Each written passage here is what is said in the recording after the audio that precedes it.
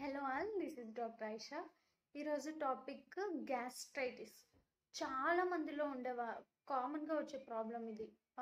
మనం నేను ఒక 50 ఓపీ చూసాను అనుకోండి. ఆల్మోస్ట్ 35 మెంబర్స్ గ్యాస్ట్రైటిస్ సిమ్టమ్స్ చెప్తూ ఉంటారనమాట. లైక్ నాకు కడుపులో మంటగా ఉంటుంది, తిన్నది సరిగ్గా అరగట్లేదు, కడుపులో నొప్పి వస్తుంది, కడుపు ఉబ్బరంగా ఉంటుంది, పొట్టంతా మెలిపెట్టేసినట్టుగా ఉంటుంది. ఎక్కువగా పైన పైన భాగంలో ఉన్న కడుపు మొత్తం ఛాతీ వైపు ఇటువైపు మాత్రం చాలా ఎక్కువగా మంటగా ఉంటుంది. వామిటింగ్ వచ్చే సెన్సేషన్ ఉంటుంది. తినాలనున్నా తినాలనిపించట్లేదు. ఇలాంటి సిమ్టమ్స్ చెప్తూ ఉంటారు. సో ఎందుకు ఈ సమస్య ఈ మధ్య ఎక్కువగా అయిపోయింది అంటే మన లైఫ్ స్టైల్ చేంజెస్ అన్నమాట. ఇప్పుడు మనం స్ట్రెస్ వల్ల గ్యాస్ట్రైటిస్ అనేది చాలా ఎక్కువగా పెరుగుతుంది. అంతేకాకుండా ప్రధానంగా మనకి మనం చేసుకునే కొన్ని మిస్టేక్స్ ఉన్నాయి. అవేంటనేది చెప్తాను. అవి రెక్టిఫై చేసుకున్నట్టయితే ఆల్మోస్ట్ మనకు మందులు కూడా అవసరం లేకుండానే గ్యాస్ట్రైటిస్ సమస్య తగ్గిపోతుంది. అవేంటంటే, మన కడుపులో ఫామ్ అయిన గ్యాస్ బయటికి పోకుండా స్టక్ అయిపోతే ఈ ప్రాబ్లం వస్తుందన్నమాట. సో మనం మాట్లాడేటప్పుడు, తినేటప్పుడు మనకు తెలియకుండా కొంచెం గాలి మింగేస్తూ ఉంటాము.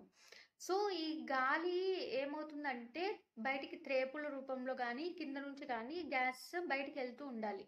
అలా కాకుండా ఇది అక్కడ స్టక్ అయిపోయి మన జీర్ణకోశంలో బయటికి రాలేక అక్కడ స్టక్ అయిపోవడం వల్ల కొంచెం మనకి అన్కంఫర్ట్గా ఉంటుంది. ఇలాంటి సిమ్టమ్స్ అన్నీ వస్తూ ఉంటాయి.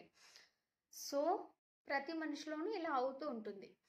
ఒకవేళ 20 కంటే ఎక్కువ సార్లు, నార్మల్ మనుషులకైతే ఒక 20 టైమ్స్ రోజులో బర్పింగ్ రావడం ఇట్స్ కామన్ థింగ్. అలా కాకుండా 20 కంటే ఎక్కువ సార్లు త్రేపులు వస్తున్నాయి. ఇలాంటప్పుడు ఏంటని ఎవాల్యుయేట్ చేసుకుంటే దీనికి కొన్ని రీజన్స్ ఉంటాయి. ఏంటంటే మనం ఈ బిజీ లైఫ్లో ఫాస్ట్గా తినేస్తూ ఉంటాము. అండ్ మనకు నార్మల్గా మాట్లాడుకునే టైం దొరక్క తినేటప్పుడు మాట్లాడుతూ ఉంటారు.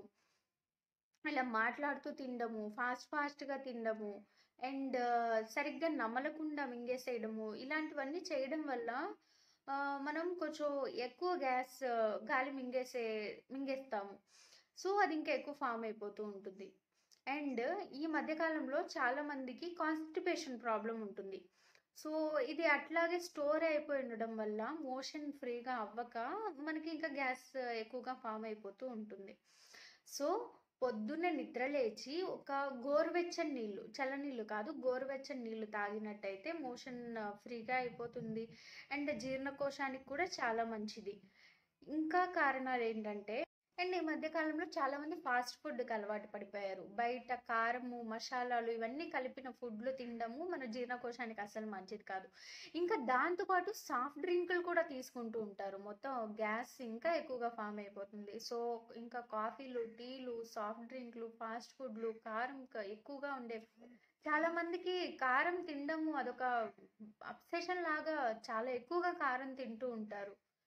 ఇంకా లేట్ నైట్ ఫుడ్ అంటే కరెక్ట్గా తినేసామా ఇంకా పడుకుని పోతారు. అలా చేయకూడదు. మన నిద్రపోయేకి 2 అవర్స్ ముందే మనం తినడం కంప్లీట్ చేసేయాలి. లేట్ నైట్ ఫుడ్ తీసుకోకూడదు.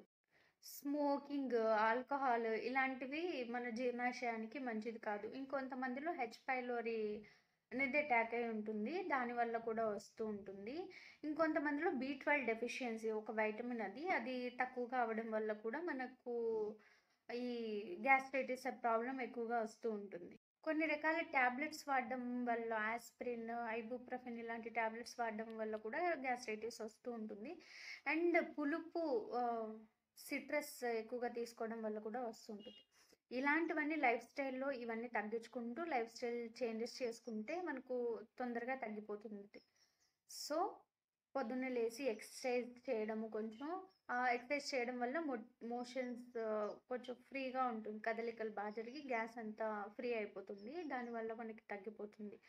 అండ్ కొంచెం గోరువెచ్చటి నీళ్ళు తాగితే మోషన్ ఫ్రీగా అవుతుంది. అండ్ ఫుడ్ తీసుకునేటప్పుడు ఈ ఫాస్ట్ ఫుడ్లు, కాఫీలు, టీలు, కారము ఇలాంటివన్నీ తగ్గించేసుకుంటూ, సో టైంకి ఫుడ్ తీసుకోవడం, సరైన ఫుడ్ తీసుకోవడం, బీరకాయ, పాలు, మజ్జిగ, ఎక్కువగా వాటర్ తీసుకోవాలి.